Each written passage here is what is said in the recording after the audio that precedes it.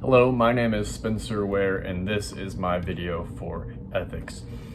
In the conception of America, the founding fathers created the governance of the United States of America and the law system loosely based around a Judeo-Christian belief system that is loosely Christ-centered, and then everything else will follow, essentially.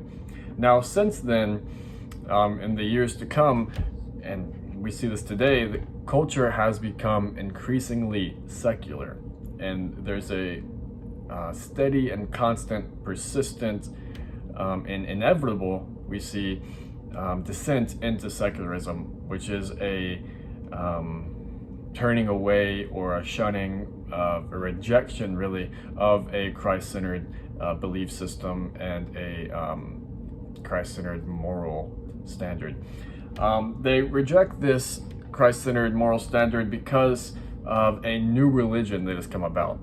The rejection of the Christian belief system because there's a new religion that's come about, at least in the United States. I can't speak for anyone else. But this new religion here in the US, and we've really seen it in the last 10 years, but more so in the last 6 years, and that is politics. Now, politics is this new religion in the United States, and the idea is that in my side and my belief system is the right side, and that everyone else is wrong, and that it's only a matter of time. It's eventual that everyone will come to my side because it's the right side, and then we'll, achieve nirvana and reach utopia.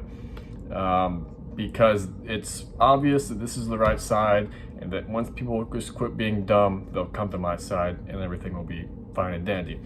Now, the problem with this is that both sides are secular. You see this on the radical left side and the radical right side. That both sides are secular, there's no doubt about it. And really, this new religion values personal happiness above all else. And one side you have personal happiness and self-expression and sexuality, and the other side you have personal happiness in a sort of winner-takes-all sort of capitalist, extremist, conservative culture that's radical. And this religion values happiness above all else, and there's a lot of freedom in that. There's a lot of freedom in the happiness, quote-unquote freedom, but the problem is there's no morality in it. So there's no centralized or standard moral compass. So the problem is that one side thinks that they're right and the other side thinks that they're right because they've completely rejected a centralized moral standard. And so what is right? They're just looking for this happiness, and you really don't even know what happiness is, because happiness is a freedom to do what you want to do, but there's nothing that says what you should do. So it's, I can do this, so I will do this, instead of I should do this, and I'm able to, I'm free to do it. And it's like, I can eat 4 cheeseburgers right now, 4 Big Macs from McDonald's, extra large Coke, and that'll make me happy because they taste really good. But 4 hours from now, I'm going to be in a world of pain. And but there's no sort of concept of that. It's just what makes me happy. The problem is, I'm more than just me. I'm a collection of me's throughout space and time. You get the point. There's no standard moral compass. The views that this new religion has on either side, regardless, the secular religion has of politics is it views the new religion as actually more moral than Christianity.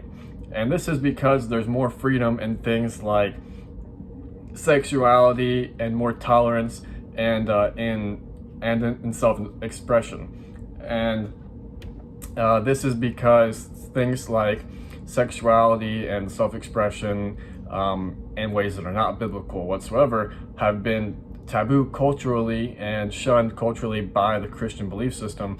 And so this new rejection of that, there's lots of freedom in self, and we know that it's not real freedom, and there's bondage to come from that, but this is the belief system that they have. It's self-expression and socioeconomic views of freedom and morality. And so they view it as being more moral than the Christian belief system, which is just false. But that's the way it is. And